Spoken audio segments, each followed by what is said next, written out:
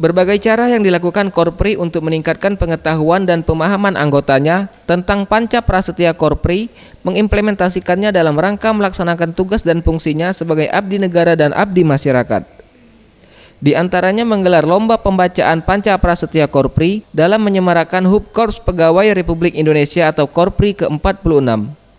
Lomba yang dilaksanakan di Aula Badan Kepegawaian dan Sumber Daya Manusia BKSDM Palembang ini diikuti sebanyak 80 orang peserta perwakilan dari sejumlah SKPD.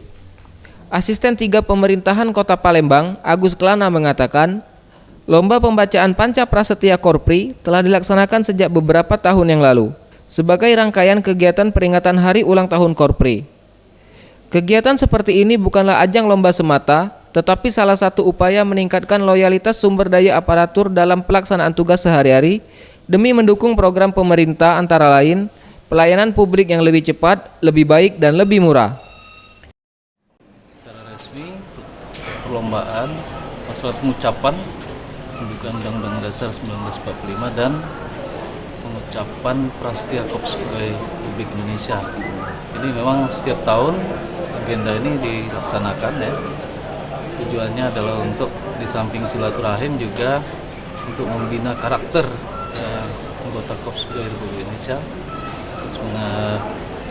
Bagaimana menjiwai isi Pancasila dan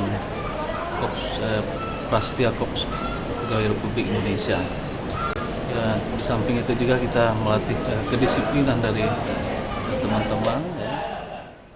Nantinya para pemenang lomba ini akan diikutkan pada lomba pembacaan Prasetya Korpri tingkat provinsi, serta akan diberikan kesempatan dalam pembacaan Prasetya Korpri dalam upacara HUT Korpri pada tanggal 29 November di Plaza Benteng Kuto Besak, Palembang, Sumatera Selatan. Tim Liputan, Sriwijaya TV.